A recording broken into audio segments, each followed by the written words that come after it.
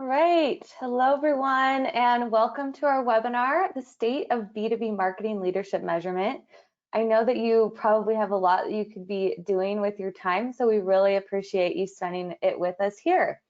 My name's Katie, and I'm going to be moderating today's event. And before we get started, I just want to go over a few housekeeping items. So first of all, this webinar will be recorded, and you'll get an email with the recording afterwards.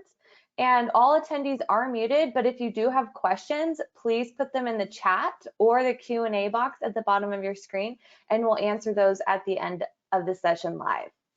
All right, so let's get started. I'd like to introduce our speakers today. So first we have Ross Graber. He is the VP and Principal Analyst at Forrester. Ross is passionate about helping B2B marketing organizations create meaningful systems of measurement that accurately reflect marketing's contribution to the business. Ross joined SiriusDecisions with more than 15 years of practitioner experience, previously serving as the Director of Marketing for Noble, a SaaS-based provider of technical information for engineering markets. Before Noble, Ross held multiple product and marketing leadership positions and received a BA in English and Sociology from the State University of New York at Albany. And next we have Bonnie Crater. Bonnie is the president and CEO of Full Circle Insights. She's also a 5-time VP of marketing at Genesys, Netscape, Oracle, Stratify, and VoiceObjects. While valuing the creative side of marketing, Bonnie's real love is marketing operations, measuring marketing investments, and determining investment optimization. Now as CEO of Full Circle Insights, Bonnie is working to help fellow marketers get the data needed to succeed. Bonnie holds a BA in biology from Princeton University. All right, so on today's agenda, Ross is going to start us off by chatting about metrics used to drive best-in-class performance, and Bonnie's going to show us some real-life marketing reporting. Remember that you can, and then we'll end it with a Q&A. So remember, you can ask all the questions you want in the Q&A panel at the bottom of your screen, and we'll get to those at the end of the session. And with that, I am going to let Ross take it away. Thanks, Ross. All right, and thanks a lot, Katie, and thanks to everyone for joining us. My name's Ross Graber. I'm a VP and Principal Analyst here at Forrester, and in my work, I help marketing leaders develop accountable systems of marketing measurement for their business. Today, I want to share with you some research that we've recently conducted that looks at the state of B2B marketing measurement today. And I'm going to share with you what I think that means for all of our marketing measurement as we continue to build it out, go forward, and create more accountable systems. So first, I'd like to talk a little bit about the study that we just conducted. So one of the most common questions that I hear from my clients goes something like, what are other B2B marketing organizations measuring? What do they find important? So I was happy when I was able to conduct a study that received responses from over 330 sales and marketing leaders throughout North America. And what we asked them was not, hey, what are you measuring? What can you measure? What do you like to measure? No, instead, we asked specifically, what metrics are being used on your leadership dashboards? We gave respondents a choice of over 50 metrics to choose from. And we took a look at those findings to get a sense for what was really important to these organizations in driving their business. And I'm really excited to share with you some of our findings because the results, I believe, tell us a whole lot about where we need to focus to ensure that we're driving the sort of performance from our measurement that we really need to be. Now, one of the first things that stood out for me is how focused B2B leadership reporting really needs to be. And what we saw was that on average, most CMO dashboards were tracking only 8 metrics. That seemed to be where everything gravitated toward. And the reason for it is that leadership attention is limited and time is precious. We only have so much time and attention to cover so much. And for me, this reinforces the importance of being really focused on those things that matter most to our business. We've got to be able to isolate those things which drive performance and funnel all of our attention to those, as opposed to spending our time looking at everything that maybe kind of sort of can be captured and looked at when the need occurs. Focus matters here. Now I want to move on and start by highlighting what I'm calling our top 10 list. These are the top 10 most commonly used metrics across CMO dashboards and all of our respondents to this study. And what you'll see is these metrics break down into categories of focusing on revenue and pipeline, focusing on ROI and cost efficiency, a little bit of brand and customer lifetime value mixed in. And as I talk through some of our findings, I'll continue to reflect back on this list, but I want to start at the top because really these are the things that are being most measured by B2B marketing organizations today. And when we looked at those top 3 metrics, what we saw was a focus on marketing sourced revenue, marketing sourced pipeline, and marketing influenced pipeline. And I can't say that any of these terribly surprised us, especially when we saw that between marketing sourced revenue and marketing sourced pipeline, if we looked at the 2 of them together, they were showing up on nearly 50% of CMO dashboards overall. And it ties really well to the focus that I've seen in the industry over the past 20 years on marketing being able to demonstrate its accountability through proving that marketing is originating portions of the business. The other thing that relates to this is I continue to hear from practitioners and from clients a building frustration with sourcing. So sourcing for a lot of organizations, while a nice foundation, tends to be a little bit more limited than I think a lot of organizations would like as they continue to expand their go-to-market strategies. And I'll talk more about that in a moment. But where that really started to crystallize for me is as I began to look at the difference between high growth organizations in our sample, which are organizations who are growing at more than 10%, revenues by more than 10% each year, versus low growth organizations, organizations who are growing at 5% or less each year. And what I saw was that low growth organizations were far more likely to center their measurement around sourcing than high growth organizations. High growth organizations were far more likely to be more distributed in the things that they're measuring to capture a greater scope of what marketing's impact is all about. And I'm going to talk about that next, because one of the things that I thought was really important was to find a better way to start to categorize the focus that we're seeing on these leadership dashboards. Because when it comes down to what we measure, we certainly have a lot of choices. We can measure things that describe value to our organization. So we're terming this organizational value. Think in terms of things like revenue growth and bookings, market share and profitability. They all describe how well our organization is doing against things that matter to us. But you can contrast that to a set of measures that might describe value to our customers and buyers. The value they receive, their satisfaction, their ability to save time or money as a result of using our products or services. We've got organizational value versus customer value. We also have options for where we can look for this value. We can look for it in the buying process, so how we go from cold to close, but we can also look at it throughout the customer's life cycle.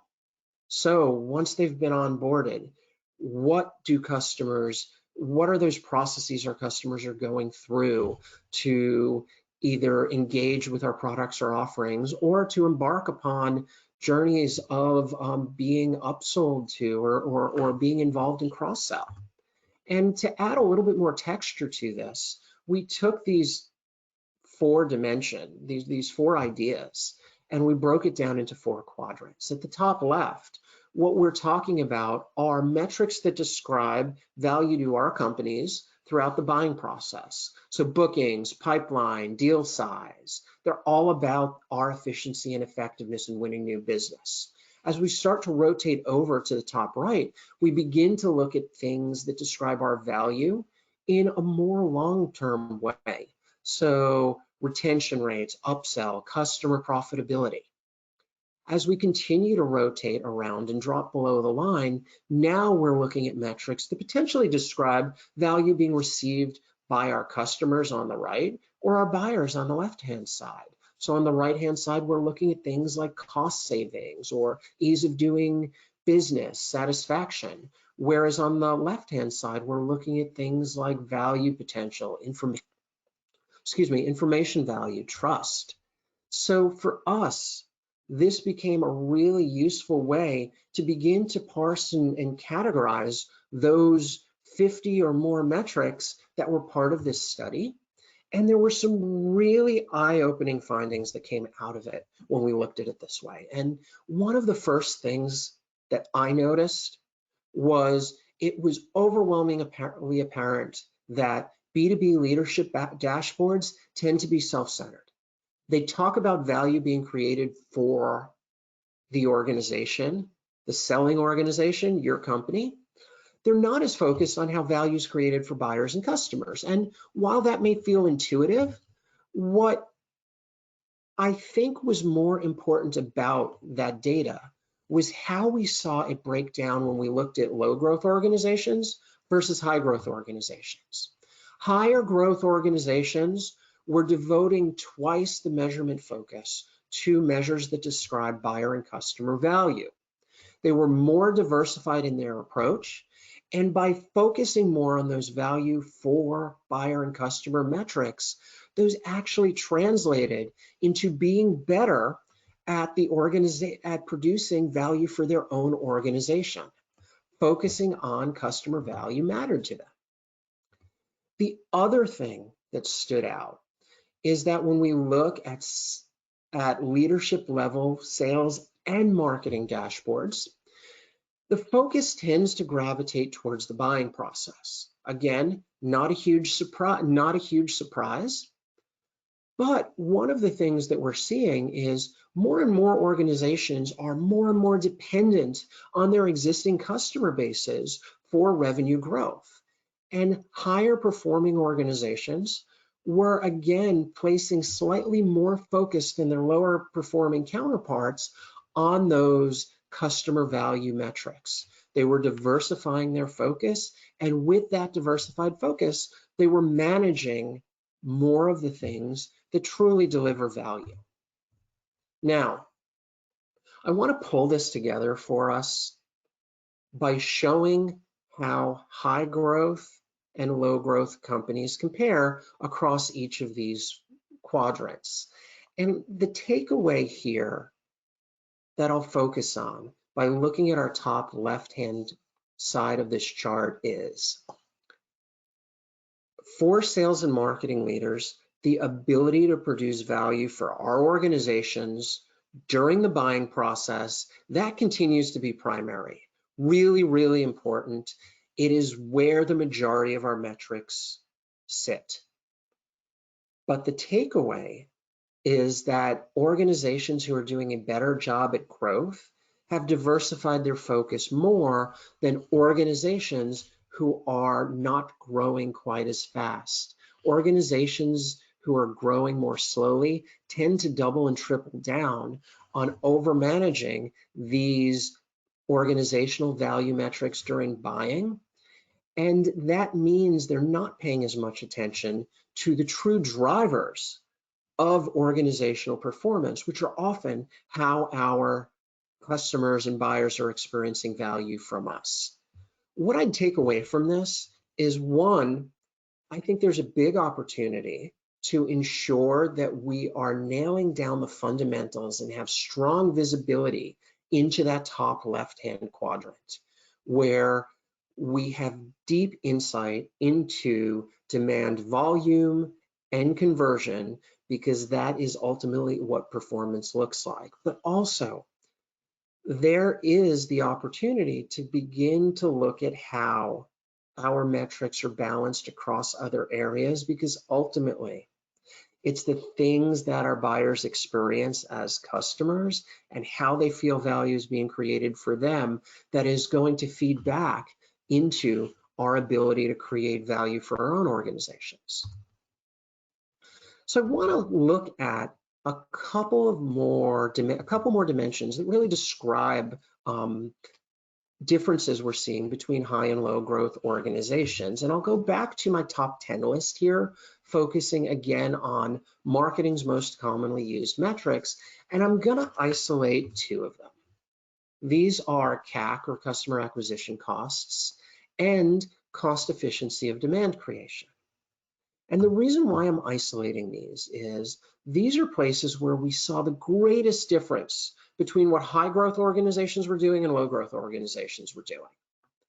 High growth organizations were much more likely to focus on these efficiency metrics than were their low growth counterparts. And at first, this felt a little bit counterintuitive, because I would have expected that high growth organizations are in it to grow at all costs and that they would be less focused on the efficiency angle. But actually what was happening is it feels like what our higher growth organizations were experiencing is a little bit more measurement maturity, because these efficiency metrics, technically they're blended metrics. It means that I've got to get a really strong handle on my demand volumes and conversions, the effectiveness of my demand programs before I can compare it to my costs. So what we see is higher performing organizations were ensuring that not only they understood their ability to generate and progress demand, but they were able to make choices about what was working better and not as well for them based on their relative level of investments. And it was something that they were focused on. Next, I'm going to look at metrics that I think call out alignment between marketing and sales. And what I'll do is I'm going to highlight the three metrics that appeared on the top 10 lists of both our marketing top 10 and our sales top 10. Now, we've spoken about the cost efficiency of demand creation on the last slide, but here we introduce total sales pipeline and pipeline forecast. And I don't think it would surprise anybody to hear that these are the types of metrics that show up on sales leadership dashboards. But when we start carrying it over onto marketing leadership dashboards, it begins to tell us a slightly different story, because what we're seeing here is that higher growth organizations were more likely to include these metrics on their marketing leadership dashboards. And it's telling me that these organizations were far more focused on aligning their marketing efforts to the organization's goals and the goals of sales by highlighting and really concentrating energy and effort around where the business is going and how marketing's efforts are contributing to driving the things that are commonly accepted as these are the things that mattered. Those were the types of focuses we saw from organizations that were doing a really good job at driving growth.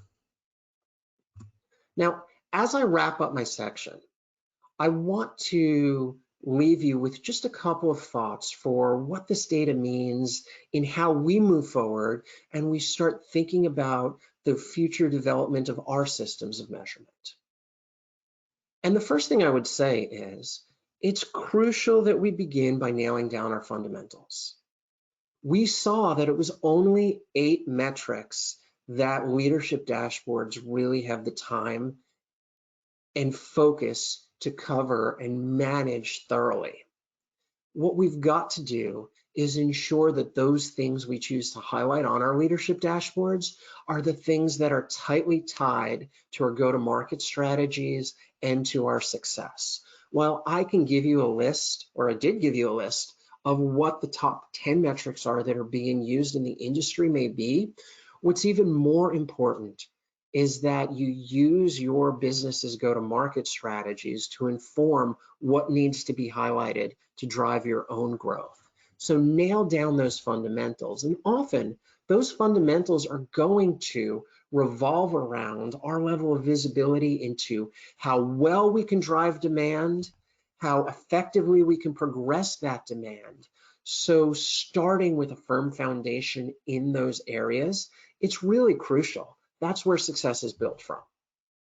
Next, I'd mentioned that sourcing makes up a bulk of what so many marketing organizations are focused on, but at the same time, we're seeing sourcing become a little bit stretched by organizations as they start to embark on go-to-market strategies that focus on key and strategic accounts and cross-selling and upselling into our customer bases. I'm seeing a ton of great work being done these days to help move past sourcing, to better understand how a fuller range of marketing's interactions are driving lift in conversion rates, but ultimately in revenue.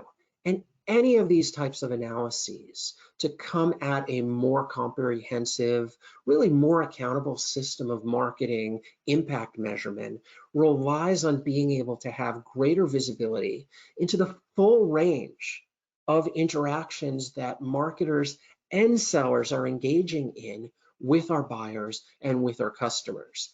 This is a really key space where I see attribution technologies playing a role to help organizations gain better visibility into what those interactions are and really what they mean. Now, lastly, now is a really good time to take stock of the metrics that are being used on your leadership dashboards. Do an inventory and compare them not only to your go-to-market objectives, but also to how well they're expressing value that's being delivered for your customers and for your buyers. And look for opportunities to incorporate those sorts of things into the ways that you judge and evaluate your performance, because ultimately, the organizations who deliver value for their customers and buyers are going to be the organizations that are able to deliver the most organizational value for themselves and see the greatest rates of growth. Now, I hope I've shared with you a couple of new points of view around where B2B marketing measurement sits today. And I hope this gives you some great ideas about how you can continue to drive your measurement forward. At this point, I want to hand the reins back over to Bonnie and let her take over and share with you some of her points of view here and some of the examples that she had to offer. Awesome. Thanks, Ross. I really love these slides because I think that it gives a lot of folks a bunch of information that they wouldn't normally have. And I particularly like, and hopefully everyone can see my screen. Let me put myself into full screen mode here. Okay, good. Hopefully everyone can see my screen. And but I particularly wanted to point out this particular slide. As you can see from on this slide, just to kind of quickly review what Ross was saying, is that the top part, these top quadrants here, are typically sales and marketing functions, right? And these bottom parts here are typically customer success functions. I think the point that Ross is making is that we want to try to overlap a lot of these metrics as much as possible so that everybody is caring about the customer. On the left-hand side is really focused on new business, right? On the top here, on the right-hand side, it's focused on a lot of it's focused on renewals and upsells, so selling into the customer base. And so what's interesting is the difference here. At Full Circle, we focus on sort of this above the line types of metrics, and it's interesting that the types of metrics that marketing people are and in the survey are measuring are largely focused in this area, and the other areas are less focused on. So I thought it would be cool. We have a poll because I'm interested in the kind of the split that you guys have with your marketing programs. And I'm going to ask Katie to open the poll. I don't know if everybody can see the poll, but the idea would be to understand how much effort are you at your company in terms of marketing? Are you putting into new business versus kind of the renewals? Cool. So, the poll is launched and great. looks like everyone is voting. So I'll give you a few more seconds for that. Mm-hmm.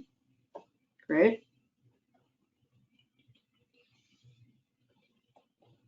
Interesting. Cool. Few more seconds here. Let everyone vote. See, how do I see the poll? Oh, I'm going to close it and And then we'll see it. yeah, and then you'll see the results. Sorry, I'm just over here looking at the poll results and I realize you can't see it. So, okay. 5, 4, 3, 2, 1. Okay, closing poll, and I'm going to share the results. Okay. Can you see them, Bonnie? I can't. Wonder why.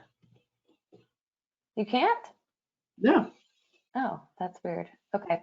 Well, I'm hoping everyone else can see them. I'll read out the results here. We had 24% voted 100% on new business, 53%, so majority voted 75% on new business. We had 6%, 50%, sorry, these are a lot of percents.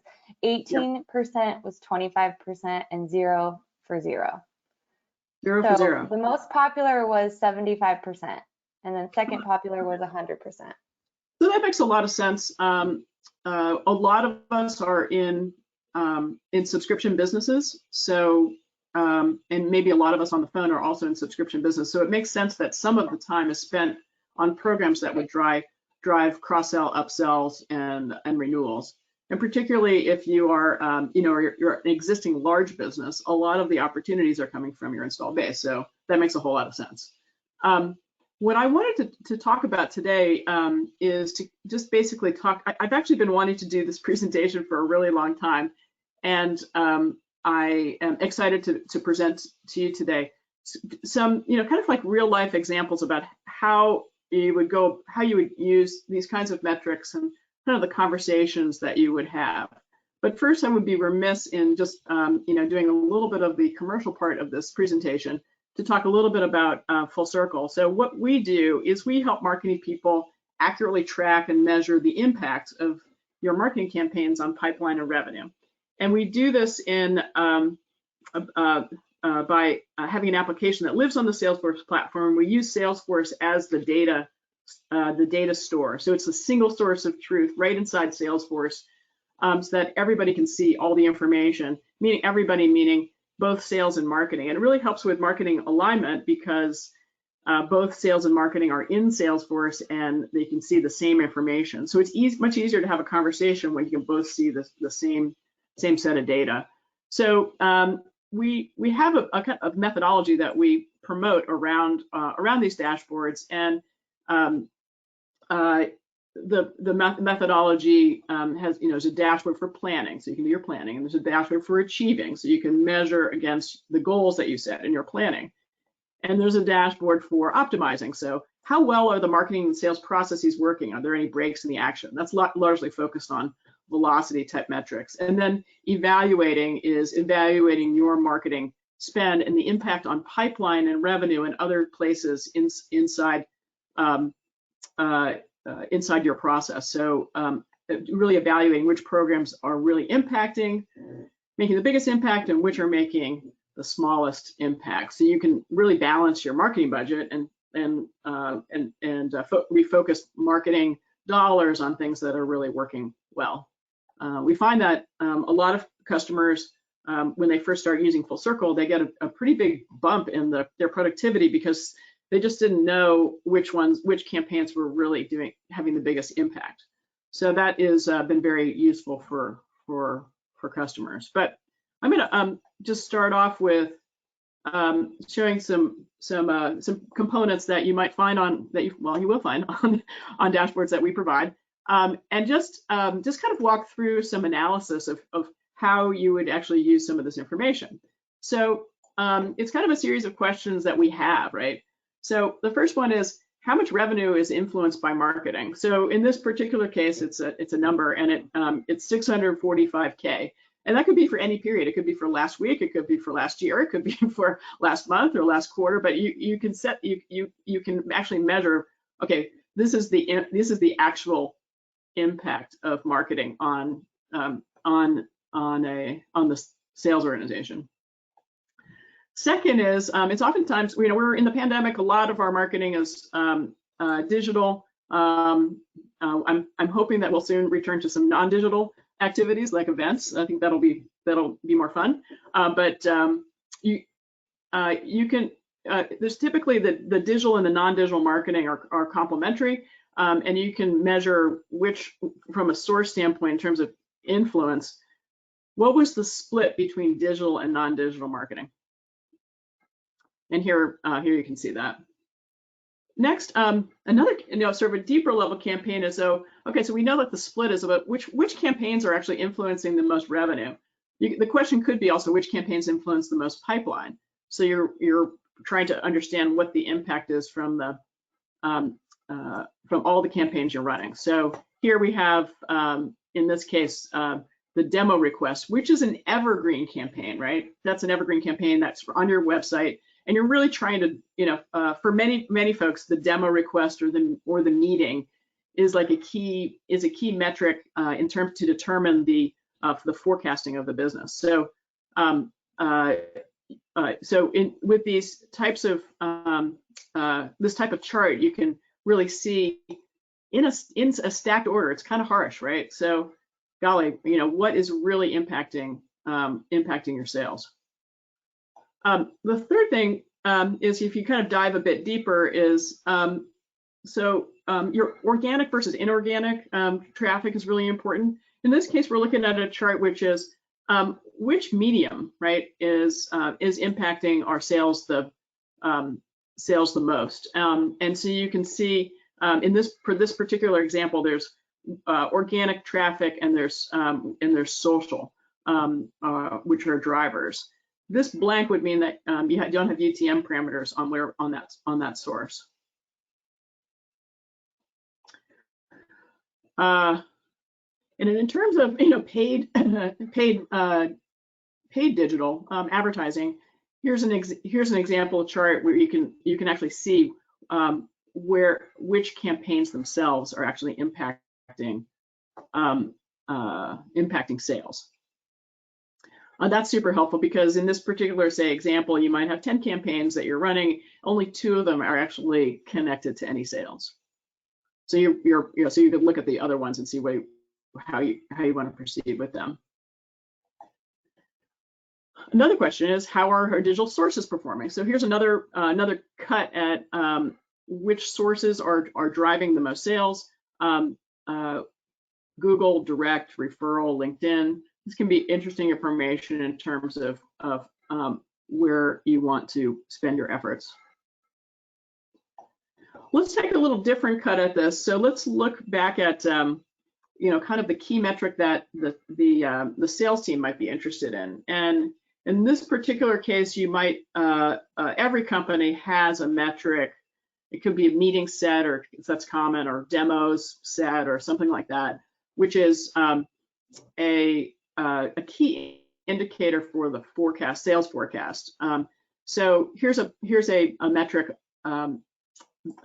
which is a demo count, but it not only counts the demos, it says what happened to them, right?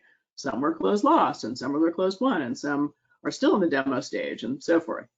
And so this is a great way to understand what the trends are. Looks like there was a high in December for this particular example. January was lower, and it's catching up in February and March here.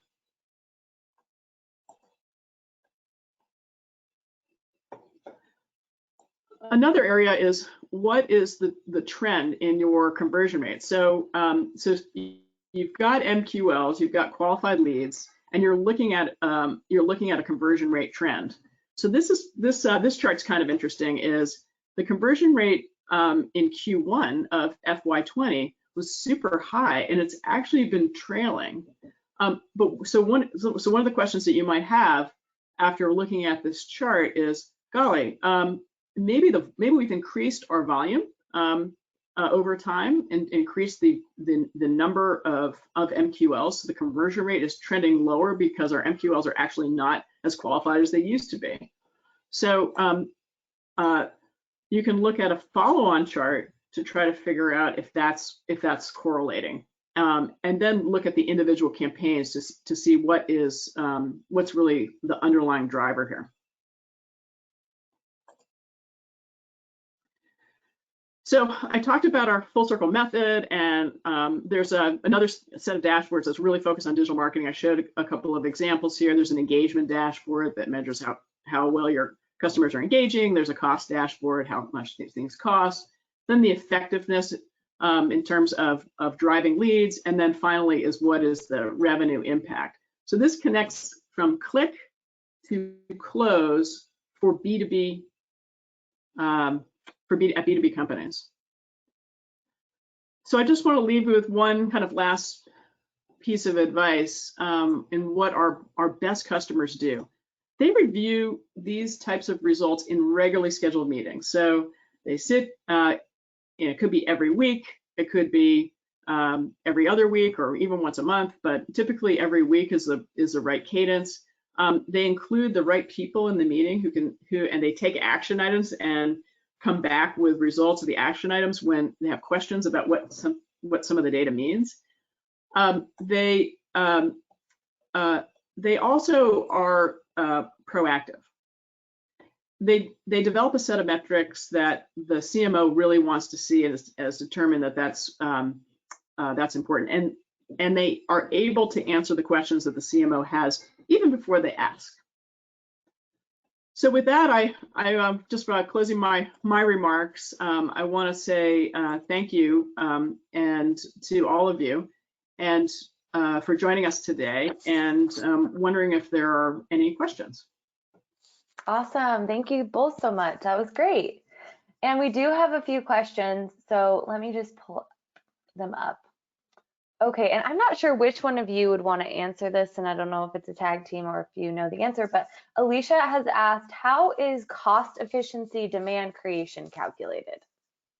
Yeah, so that I'll take that one because I think that's coming from my study. So when we asked the question, it was likely described as a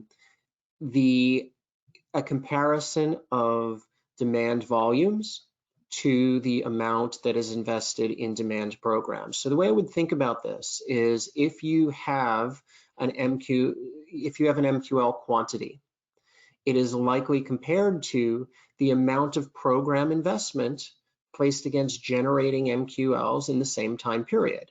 So typically, from our point of view, we like to see organizations aggregate that sort of number based on a segment basis. So we can start by seeing, okay, in this segment, we created in a segment, let's say it's aerospace, we created this much demand within the last quarter. We put this amount of resource, so dollars, into creating demand, and here's the comparison. So that would be one example. But we left it, for the purposes of that study, it was acceptable for a respondent to say, okay, we're going to compare it to MQL, maybe we're going to compare it to SQL, but it was some comparison of volume to the total amount of investment placed against creating that volume. Okay, great. Lots of questions about the recording, and yes, we will be sending that out afterwards, so look out for that in your inbox. Here's another one. Are there metrics that SaaS companies focus more upon? So I can share what I've seen, and Bonnie, if you want to weigh in after, if you want to weigh in, I'll leave that up to you. But let me start with what I know. And one of the things that surprised me about the study, and this was really sometimes you get results you're not expecting, where I didn't see much of a difference between organizations who depended on recurring revenues for a larger portion of their business and those that did not, in terms of how likely they were to measure organizational value during the customer life cycle. That being said, it's always been our recommendation that for organizations who are heavily dependent on building more business with an installed client base, that we pay more attention to things like retention rates, renewal and upsell rates, customer profitability, and we're seeing a ton of attention being placed on things like lifetime value metrics. So that's where, so if you think back to the chart that we pulled up, we see SAS organizations better served by skewing toward the right-hand side of that chart. Now, there's always this dependency between the value that's being created for our organization, which sits at the top, and the stuff which sits below the line, which is how do we ensure we're driving good value for our organization? Well, for SAS how do we ensure that we're doing well with the stuff at the top? Well, it's by doing well with our customers. So getting our customer sat scores higher, ensuring that product utilization is high, ensuring that the clients feel really good about working with us. So that's the typical guidance that I would give. And I would agree with that. I would say that, so first of all, there's one of the venture capitalists in Silicon Valley, Bessemer Venture Capital, really wrote the book on SAS Metrics. They had a bunch of analysts and partners there that were, even in the very, very early days, they basically kind of set the standard on SAS Metrics. So if you're interested in SAS Metrics, that's go to Bessemer's website. It's Bessemer, B-E-S-S-E-M-E-R, Bessemer Venture Capital, and you'll see a lot of really detailed information on SAS Metrics. But SAS Metrics have become pretty standard over time. So I would so all of the metrics that I actually am showing the slide that was my favorite slide of yours, Ross. Which is this stuff on the left-hand side and all of the stuff on the right-hand side. These are all things that, these are all metrics that typical SaaS companies would track. There's a relationship between CAC is customer acquisition cost. So that's literally how much you spend on marketing and sales, including salaries, everything, to actually obtain a customer. And if you compare that to your average deal size, right, you'll see so if it costs you, literally $30,000 to get a customer, and your average customer size is $20,000, in the long run, that doesn't work as well, right? You're trying to at least cover your costs in the first year. So so that tracking those in the tracking that type of metric is really important. This LTV is lifetime value, and a lot of companies track lifetime value divided by the customer cost, the customer acquisition cost. So LTV to CAC is typically how that's said. But hopefully that's helpful in answering your question. Awesome, thank you. And we still have time for more, so please put them in the chat box or in the Q&A box if you have any questions. But there are a few here. Okay, this I think is for you, Bonnie. Can I use these methods that you showed for renewal marketing? Yeah, absolutely. And that's a very exciting question because we have, what's interesting is most of our customers operate the same way the poll came out, which is, 75% are just using these types of metrics and using Full Circle for new business. But there is a portion that use it for both renewals and new business. And it's really important to track those, track this information for renewals. So you can have a new business funnel and you can have a renewal funnel. Of course, you can have a marketing funnel, which is, basically those are sourced by marketing. You can have a sales funnel, right? Just those are deals sourced by sales. You can have a partner funnel. So there's a lot of ways to cut the information, and you can get volume and velocity and conversion rates and all the trending over time for all those things and combinations thereof. So what I showed you were, I think 7 or 8 charts, but there's literally kind of the sky's the limit on this, and you can really go to town if you want.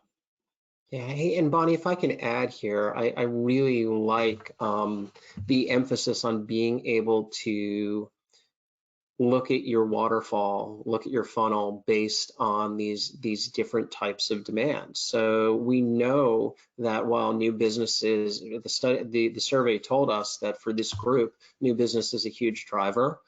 We expect typically that we'll see different volumes and conversion rates and even different velocities for upsell opportunities versus renewal and cross-sell opportunities. And the better organizations are at being able to break that out and understand what to expect from the different types of opportunities, the more predictable their revenue is going to be, and the more of a handle we're going to have on what it is that needs to be done to make improvements to ensure that we hit the ultimate revenue target, which sits at the end. So I really like that. Yeah, and just to follow up on that is, if you are talking with your CEO, the biggest thing the CEO wants is predictability. They want you to forecast accurately. So being able to take a key metric like meeting set or demos or whatever, right? Or MQLs or whatever your metric is that you're going to measure, and being able to predict what's going to happen in a, within a range is super, super helpful for the company. The other element of this is in terms of just revenue growth and how that affects the percentage of effort, right, for new business versus renewals. So if you're growing 100% year over year, right, so you're doubling, right, that means that half of the revenue, right, reported revenue is going to come from your new business, because you're about approximately half, and half is going to come from your existing customers, minus your attrition and blah, blah, there's nuances around that, but it's about half and half, right? If you're growing 10% a year, right? Think of it as, it's like a 90, it's going to be more like a 90-10 type split. That's not the exact numbers, but the split between new and renewal is going to be different. And so depending on kind of the company that you're in and the growth rate are going to be the kinds of metrics you're going to want to focus on. If you're growing slower, your CEO is going to be wanting you to grow faster. So yeah, because the value of your company is based on your growth rate. So anyway, this is it's a fun exercise. I hope everyone has a lot of fun working with these numbers, and then being creative and just getting better at your marketing job. I know that I would have been such a better marketer had I had tools like this when I was doing it. It just would have made everything so much easier to just know, okay, all right, that was a great program. Oh, that one wasn't so good. Guess we better either modify it or kill it. But anyway, at least right? And you don't have in this world we have, you don't have the situation which was so common, which was the sales guys were saying your leads are what, and now we have all the evidence that, okay, yeah, that program wasn't so good, but all the other ones are really good, so let's focus on that. Anyway, so there's a much more healthy conversation that could be had. Totally, I love that. Okay, looks like we got one more question here. Is campaign performance prominent on CMO dashboards? So I'll take a view on that, and Bonnie, I'm sure you have a view on this as well, and we'll compare notes and see if we're coming at this from the same angle. But what I tend to see on CMO dashboards, because, well, I'll start with focus tends to be limited on the CMO dashboards, and what we're really trying to get our arms around is what is driving our business. How much are we growing? How much are we growing pipeline? How well are we using our resources?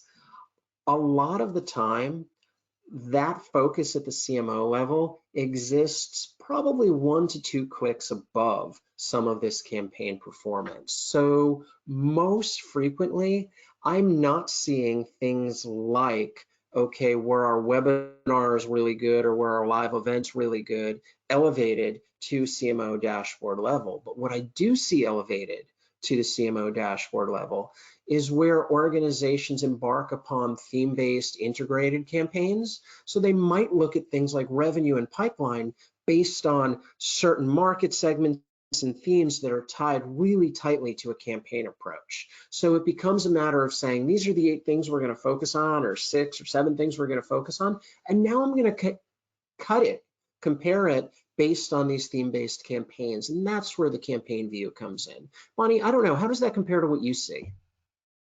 Well, yeah, so I think what you're saying is really interesting. Your perspective is super interesting just because of the types of people that you talk to every day. But also, if I'm the CMO, I want to see everything, right? I want to see the high level metrics. I want to see the details because I love that. So I think it's going to be personality dependent, right? Is your CMO really into the data or are they not into the data? But if they're, when the CMO goes to the exec meeting, everybody around the table has data, right? The customer service people have data. The sales people have data. The CFO, of course, has a lot of data.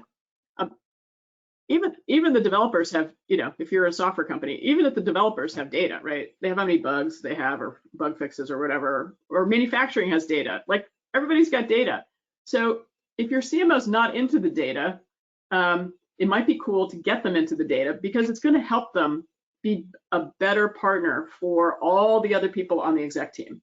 And they will be more impressed with your CMO if they come to the meeting armed with information like that. They can be they can serve their companies better by having great information. So that would be my take and my advice.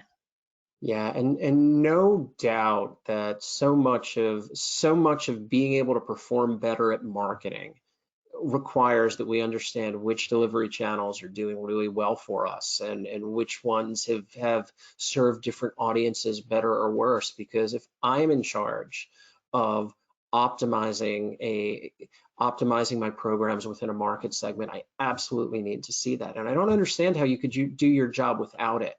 I think some of this probably depends on you're absolutely right, Bonnie. The level of detail at which your CMO is operating and how hands-on or hands-off they are in terms of, okay, are they going to dive into the campaigns or not? And I think it's incumbent upon us all to say, okay, what sort of environment are we working in? Are we going to take ownership for? If we're not the CMO, are we going to take ownership to make sure we are sitting on that base, that mountain, that treasure trove of data to make the right decisions? So we actually have a follow-on question to what you guys are talking about. We have 2 more, and I just want to make sure we get to them. Okay. Here's a good one. Are there any recommendations on tempering the rabbit hole tendency of CMOs once they see an interesting stat, or to help focus how deep that digging goes, or how to keep it efficient? Bonnie, do you want to go first on this one? I've got a point of view. But I would be dangerous, right? Because I would be the one who's doing the rabbit hole thing because I would just want to know. So from a CMO perspective, it's typically, should I make this investment again? That's why they're going into the rabbit hole, is they're trying to understand, like, what is the nature of this particular campaign? Was our targeting a little off? How was our message? That kind of thing. And so that's where really good marketing people will be prepared to talk about those things. And it's what's helpful is if you are in an environment where you can fall on your sword a little bit, right? Because no marketing is perfect. No, not every campaign succeeds. And if you're operating in an environment where it's recognized that, I don't know, 20% of everything that we do is going to be an experiment, and it's not going to be quite right. We just acknowledge, like, that's kind of the world we live in, because we have to experiment because everything is changing. Yeah. So I don't know if that was helpful at all, but I think it's part of the creating an environment where it's safe to make an error, and I think it's more about that necessarily than the rabbit hole thing, because the CMO just is trying to understand, like, should we do this one again?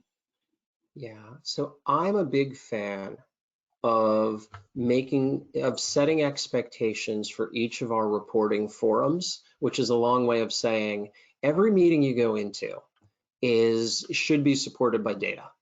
And the better job of a job we can do going into that meeting, making sure we understand the key questions that need to be answered to get out of that meeting, the better we're going to do at keeping it the right level. Now, where the challenge is inserted into this is sometimes we see things at a high level and we say, well, wait a second, what's driving that? And we have to both allow time and space to make sure that we can do a little bit of diagnostics and say, here are some of the key drivers, but we also have to have either supporting reporting or supporting reporting forums that can be used to go and dive into those areas which are creating difficulty. We never want to be in a position where we're saying, sorry, we know, but you can't look at that. I mean, that's not good for career stability. But if I were in charge of the reporting framework within an organization, I would make sure that I had a really firm handle on the different types of questions that need to be answered, and set up either different reporting forums or reporting packages to make sure that those can be addressed. I have some really large clients who this is a day in, day out challenge, struggle type of thing that they try and get through, because on the one hand, we've got to get through our meetings and we've got to get through certain reports on performance to be able to say, here's what's going on, without getting sidetracked. Otherwise, we're never going to answer the key questions. And there has to be an outlet to make sure that those questions are answered. Otherwise, performance is never going to be improved. I mean, we've got to know what's driving it, and it really goes up and down the hierarchy of how we perform and what we do. I'm sorry, I know that was a wandering answer, but there's a lot there. Yeah, it was a super good question, so thank you for that. Yeah, okay, one more question and then we'll wrap up. So this is for customer success metrics, productivity, customer satisfaction scores, etc. How can marketers measure this? Is it similar to measuring if there was marketing influence? Okay, I think if I'm interpreting the question correctly, this is a two-part answer, because one is, how are these things trending and tracking? The second part of it is, and what does marketing actually have to do with it? And what marketing has to do with it is driven through, okay, how do we see marketing's efforts touching buyers and customers? So it is quite similar to how we make the connection between marketing's efforts and these signs of achievement is similar, if not identical, to how we look at influence. The difference is we're likely looking at customers and the marketing influences over those customers, and starting to compare how either types of influence or frequency, level of influence is starting to impact how likely they are to either be satisfied or to be good users or to participate in our advocacy programs, those types of things. It's all about connections. What are we doing? What are we as marketing delivering? How does that relate to what our buyers or customers are seeing, telling us their rates of satisfaction, or what behaviors are they showing us that tell us good things are happening? Okay, I'm going to leave that there. Yeah, Ross, I think it was a fantastic answer. good answer. Well, great. We're at the top of the hour, and I just want to thank everyone for joining us, and thank you, Ross and Bonnie. This was great.